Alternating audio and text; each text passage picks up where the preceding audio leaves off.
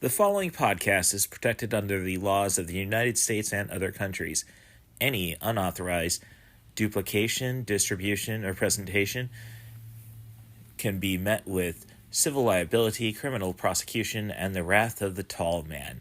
And I think it only took me 4 takes to get my introduction to 90 for Chill, the podcast with CatBusRuss taken care of, so I'm kind of impressed. Are you impressed, Ava? She seems more like when you're getting up and get some food. And so I guess I better try to rush through this. It's been a weird day. I did not get a guest lined up for the podcast this week like I intended. So I decided, last night, okay, I'll do a movie marathon, and I'd have to base it around a recent iTunes purchase that I made, which was The Kill Room from 2023. It's a film starring Uma Thurman, Joe Manganiello, and other people, but the most important and would be Samuel L. Jackson as Russian mob front business owner Gordon. I don't really even want to try pronouncing the last name, but he's known as the Black Dreidel and delivers a lot of Yiddish. So it's a fun concept, I guess you would say. The story is about particularly Uma Thurman's Patrice, who's an art dealer whose only real client at the start of the film is Grace, played by Maya Hawke, a.k.a. her daughter. But that's not really a relationship that plays into it, more just the jealous past artist type thing, which doesn't really get investigated too much. She's desperate to keep her art gallery afloat and soon realizes that, let me back up. After she's unable to pay her drug dealer with cash, she offers a $4,500 painting to him, who happens to be an associate of Samuel L. Jackson. And thus, Jackson thinks he has a new front to do some money laundering. So, his main employee on the criminal side, he does sell bagels. I can't remember what they're actually called. Again, something Yiddish. But he's very particular about it. Nice little running gag. But his main employee on the darker side of things is Reggie, played by Joe Manganiello.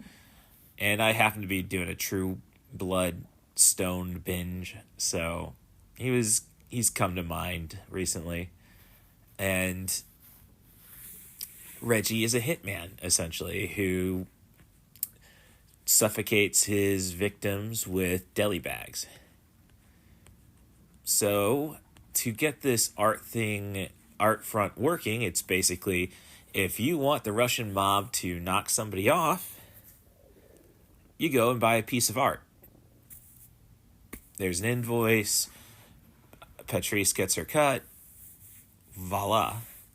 So basically you pay for art to get hits. Seems easy enough, but this is the art world, and the pretentious want everything they can get. So when they hear a guy named the Bagman, is unknown artist selling works worth $150,000, they want in. And with all of this narrative about this guy, Patrice wants to know her artist, and they get friendly. Nothing too extreme. But it does lead to her realizing, as she's trying to present him as an artist, that, what he does for a living. And of course the Russian mob's not happy about it. So they have to come up with an idea to get out of the Russian mob family, hence come up with a offer they can't refuse. So I did my best to stumble through that. And, it's a movie that I mean, it's fun enough. You can pause, get breaks whenever you'd like, I suppose. Nothing really exciting happens. Okay, that's what I'm saying. But there's a lot of potential in this story. We could have really tried. It's a pretty straight narrative without any attempts to be too clever, and I think it kind of suffers for that. I mean, you have a Tarantino-like lineup that you're advertising, but you don't really give them that kind of dialogue to play with. But it does kept me interested enough, and being the self-proclaimed starving artist that I am, and I guess you could say, well, you make ends meet, but it'd be lovely to get the break that these characters are looking for. I kind of enjoy the cat and mouse, and kind of enjoy discussing the bollocks of the pretentious. And underneath that, appreciate the message about what is art. So there's nothing to really hate about it, I suppose, is the important thing. The direction is competent, but again, this is something, all right, you got a cool story, an interesting enough story at least. Let's try some things, is all I would say. But, if you get to watch this on Stars, which it's only been out, I think, got released physically maybe back in near the end of 2023. I was always looking to buy it, but, $20 is a little much, and even $10 in iTunes was a little much. So, but $5, I will give Samuel L. Jackson anything. And it's just fun to at least know he knows the assignment. I got to go and make this little saucier. And his character, well, I think it'd have to be Sam Jackson in this case. And if I bring up other actors who I think could play the Black Dreidel, I'm just going to be insulting because I can't immediately think of their names. So if it's on, let it run. If you've got cable, that's the problem now with the cord cutting lifestyle, is that we do not have to go and watch movies at a particular time. We get the freedom to choose when and if we'll even give that movie a chance. And to an extent, I kind of miss that vibe. Or maybe I just miss not really having a reliable way of watching AEW wrestling. But I digress. So, I think this is a nice one to watch. I think if, I had my best friend, Steph, from back in the day, who was an aspiring artist before politics, and I don't really know what she's doing now.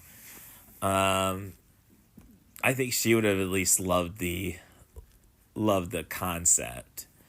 And it's just basically a movie that could just need a little more working on the script, I suppose. And it could have been something there's great foundation on this film. And really, you just got yourself a nice undecorated house. But come on, let's put an island in the kitchen, I suppose, is what I'm saying. So it's good to see. It's just good to see Uma Thurman, I think, because I can't really say can name a movie with her since My Super Ex-Girlfriend, and it's good to see Samuel L. Jackson. Heck, it's a confident enough movie that you're just happy the actors got work, I suppose. So from here, let's see. I think I'm going to let How Did This Get Made perhaps take this podcast in another direction. They recently released a Monday matinee of Hobbs and Shaw, a Fast and Furious story, I suppose. It's just one of those things. I think I took my mom's advice. Oh, it's fun. She can't even remember seeing it, so I don't know what that says. But to get there, I kind of have to watch the original Fast and the Furious to see if it truly fits the 90 for chill concept, because it's an hour 46 according to IMDb, so maybe it's 5 minutes, 6 minutes of credits. Maybe the Kessel rule can apply.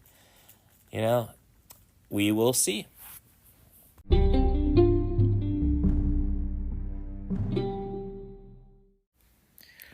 So, if you cut off the credits, The Fast and the Furious from 2001 is a movie that qualifies for 90 for Chill, the podcast with CatBusRuss. And, I could smell the Point Break ripoff a mile away back in 2001, and I still went to the theaters to see it. It was the summer, all the friends are going to see it. We're not in, college is not in session, so no place to really party. Or I just lived a lame ass life in Morton, Illinois. But I digress. It was before the wrestling career. Funny enough, though, it did have the boxing career start. But, again, I digress. So, the problem with this movie is that it doesn't have the, I guess you'd say, the hero's journey. So, yeah, Keanu Reeves as Johnny Utah is, a pretty cool guy because of his football, but he's still a square in the FBI, and we start with that, and we see him aspire to be amongst the ex-presidents, our surfing heroes led by Patrick Swayze. In The Fast and the Furious, everybody's got to be cool right away. So we just jump to him wanting to be an aspiring street racer, punching with the gang he's trying to infiltrate. And then we find, oh yeah, he's a cop. But no, he's already cool, so just trust us with that. And that's the entire problem is with the movie is, Rob Cohen, the director, I think the only thing I can say I liked from him that I've seen is Triple X. And you can say, well, that's just, again, another movie about being cool, but that's a reluctant hero in Xander Cage. So at least the first movie, you get that journey where he has to accept that the only way he can get what he needs or wants is he has to become... So he's Johnny Utah, the quarterback, except Xander Cage, the extreme sports guy. And he has to become a square as a cop and then become the hero. And I give Triple X a lot of credit because it's a cool movie when we were getting pretty lame Pierce Brosnan Bond films. So I thought that was the evolution of Bond, but thank God for the reboots, don't we? But I'll stand by the original Triple X. So everybody's more concerned with just acting cool, which is credit, though, to Vin Diesel because he seems to be putting the least effort into it. That gives us Triple X, and that's the reason why you have Fast 5. Well, you have The Fast and the Furious. You have Fast and Furious, and then you get the steroids of Dwayne Johnson for Fast 5 Forward. And if anything, he kind of took over the series, or was obviously the most important key to it, hence why he got the spin-off, and Fast 9 and X have seemingly tempered off. I don't know. So, but when it comes back to Rob Cohen's direction, it's like he's just using lame tricks of the time, like the day to night stuff. Oh yeah, that's Blade. And yeah, that's could you do a little more focused in so we can see what's some detail instead of just like sunrise, sunset bollocks. And really, like, I don't get by the street races like 10 seconds at a time, and it's like Dragon Ball Z. the planet Namek will just destroy in 30 seconds. Come back next week for a 30-minute episode to explain all that. And only go another 15 seconds. That kind of stuff. I don't like that kind of being stuck in that moment in time. I don't know. Maybe I don't dream enough, or I like to keep my dreams to my dreams. I just can't buy that time-lapse crap.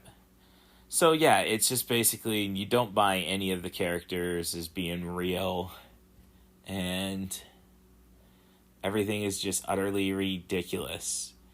And the movie does not know that it's all utterly ridiculous, which is why I think the only other Fast and the Furious movie I've seen in its entirety is Fate of the Furious, where, yeah, it's all been established. This is just going to be crazy stuff, and let's just go and chuckle our way through it. There's no place to chuckle with the Fast and the Furious, which kind of makes it a failure of a movie.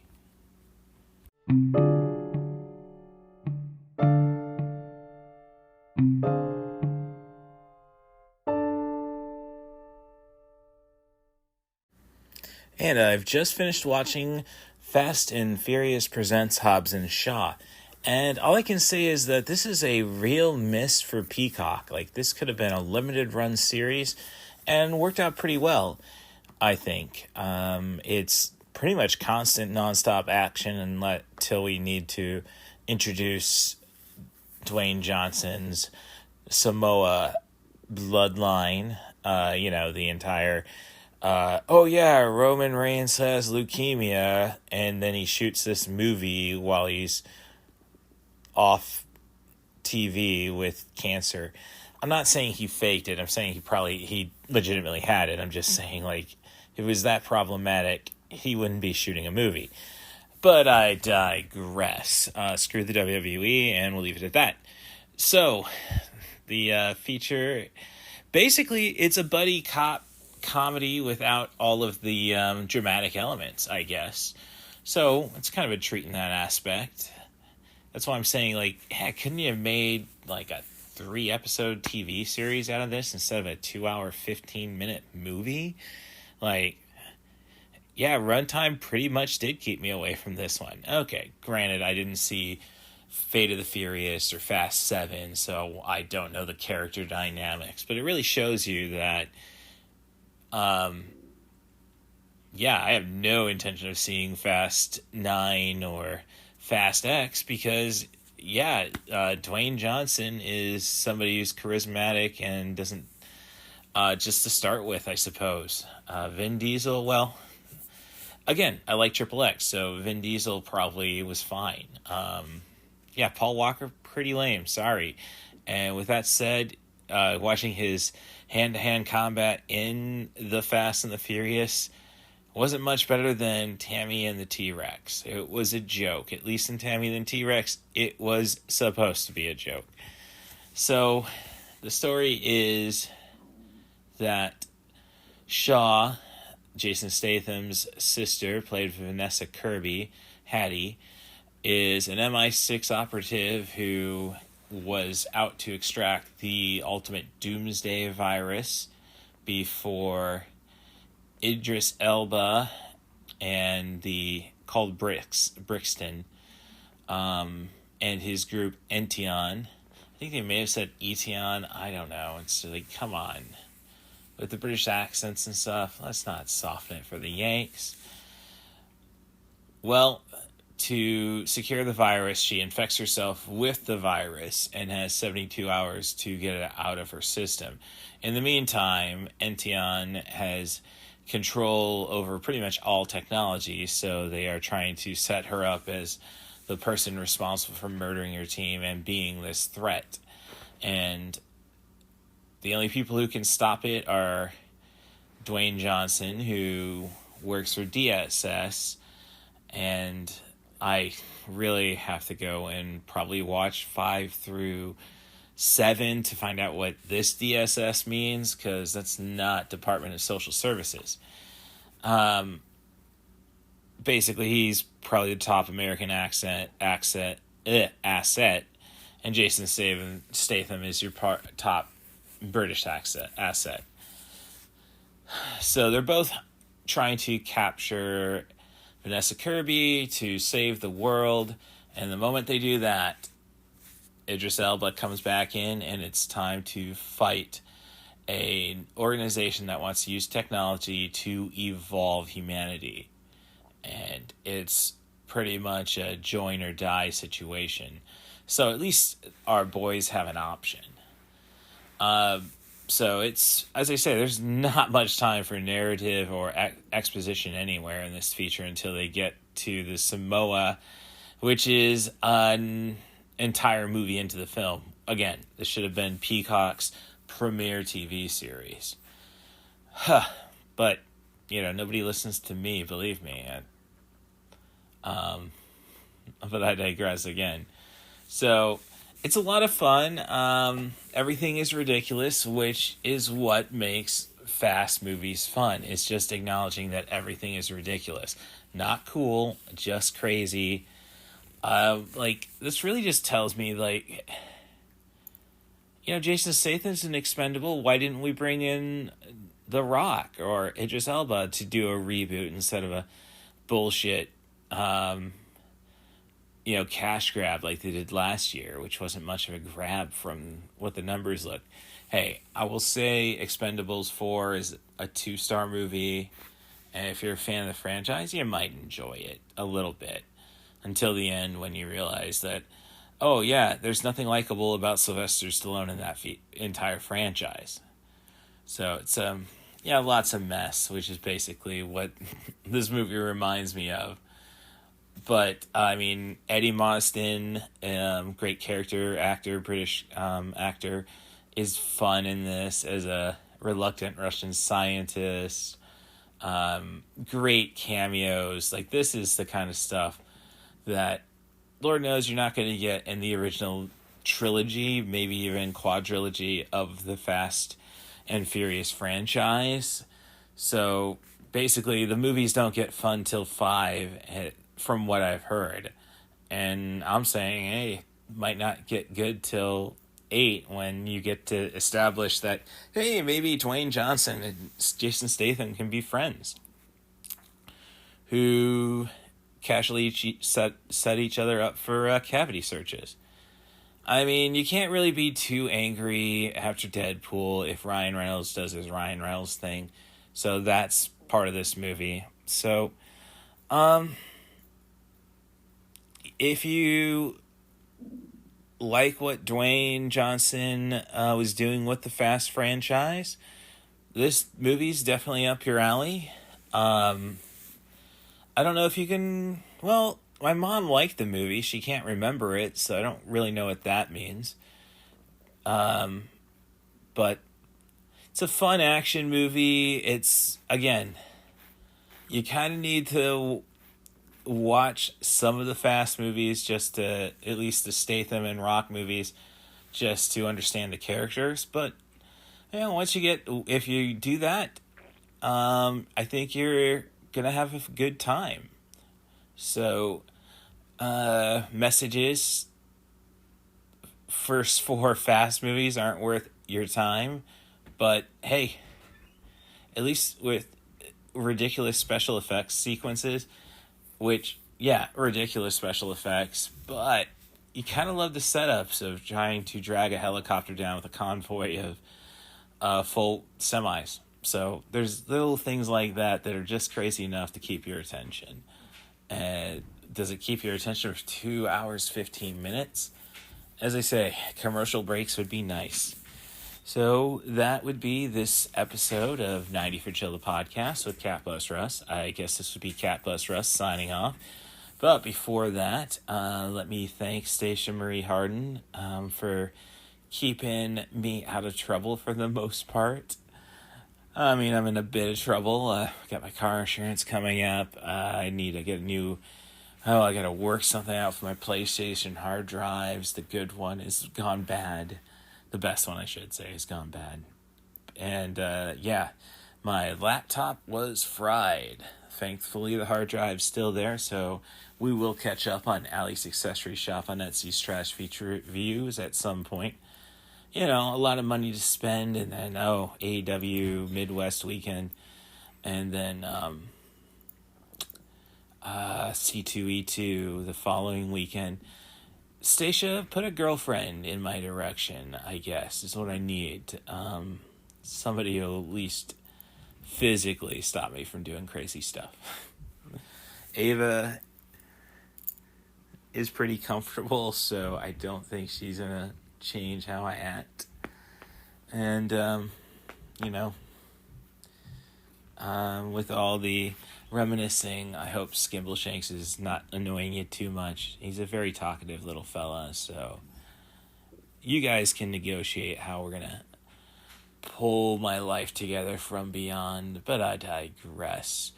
And before I go, part 2, postscript, PSS script, I don't know. PPS, I think it is. I digress again. Next month is May, which means it's anime. I'd like to get 2 episodes out of that. So if you want to talk Japanese animation, send an email to russthebus07@gmail.com. That's RUSSTHEBUS07@gmail.com. Offer me a movie, a theme, a director, an actor. Just try to focus on sub 100-minute movies, but I can make anything work. You want to talk about any particular movie? A lot of anime is over an hour and a half, so if you're willing to put the work in, we can get creative and we can come up with a slice of fried gold. So, thank you for checking out 90 for Chill the podcast. Hopefully I'll have everything back in order in a couple of weeks. And can I get a woohoo?